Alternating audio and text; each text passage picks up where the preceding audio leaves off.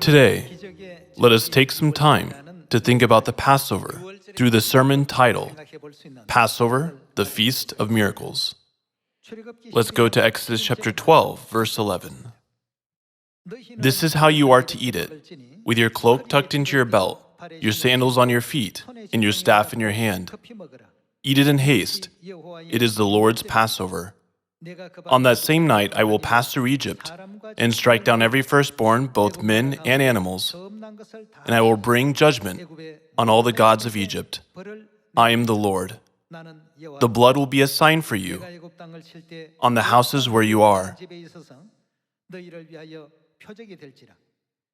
And when I see the blood, I will pass over you. No destructive plague will touch you when I strike Egypt. This is a day you are to commemorate. For the generations to come, you shall celebrate it as a festival to the Lord, a lasting ordinance. God's promise and the grace of miracles always accompanied those who kept the Passover. Let us turn to Psalms, chapter 91, verse 7. 1,000 may fall at your side, 10,000 at your right hand, but it will not come near you. You will only observe with your eyes and see the punishment of the wicked. If you make the Most High your dwelling, even the Lord, who is my refuge, then no harm will befall you, no disaster will come near your tent, for he will command his angels concerning you, to guard you in all your ways. They will lift you up in their hands, so that you will not strike your foot against a stone. Isn't the promise God has given his people, who keep the Passover of the new covenant, so precious, gracious, and awesome? God teaches us why the Passover is an indispensable truth in the times we are living in now. Let's take a look at Ezekiel chapter 7, verse 2. Son of man, this is what the sovereign Lord says to the land of Israel. The end has come upon the four corners of the land. The end is now upon you, and I will unleash my anger against you. I will judge you according to your conduct, and repay you for all your detestable practices. I will not look on you with pity or spare you. I will surely repay you for your conduct and the detestable practices among you. Then you will know that I am the Lord. This is what the sovereign Lord says. Disaster, an unheard of disaster is coming. The end has come. The end has come. It has roused itself against you. It has come. Doom has come upon you, you who dwell in the land. The time has come. The day is near. There is panic, not joy, upon the mountains. There are so many unheard of disasters occurring these days. Don't you agree that the New Covenant Passover is the most necessary truth at this time? That is why God said his people should always have a mark on their foreheads to escape disasters. Let us read the word of God in Ezekiel chapter 9, verse 3.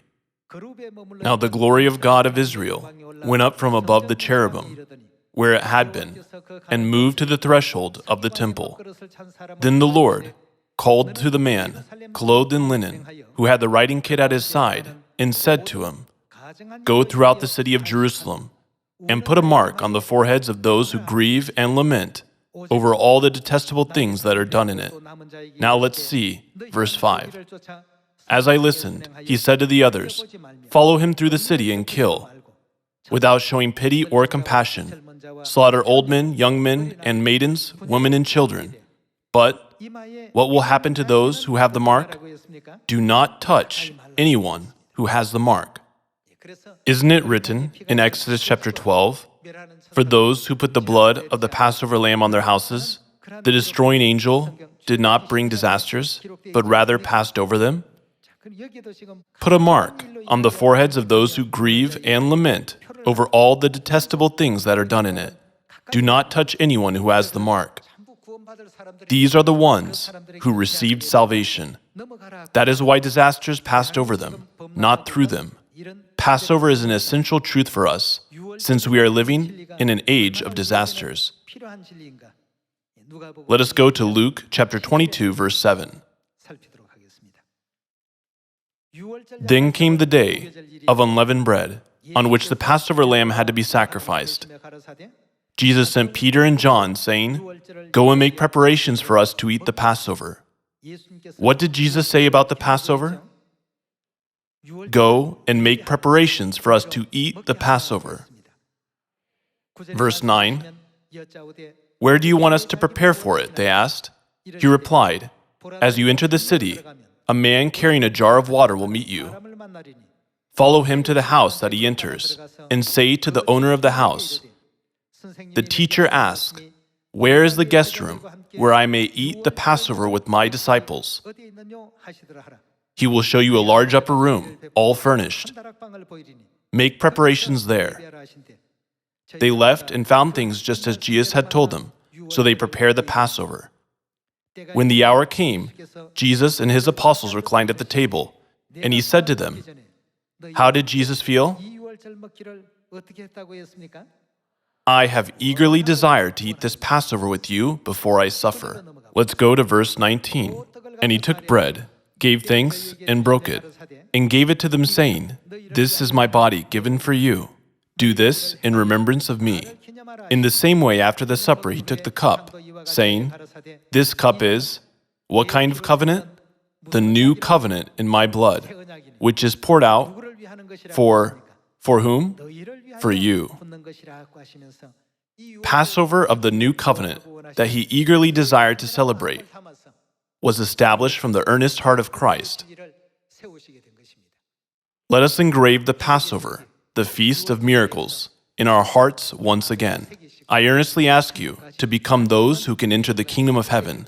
By this, I would like to conclude today's sermon. Thank you very much.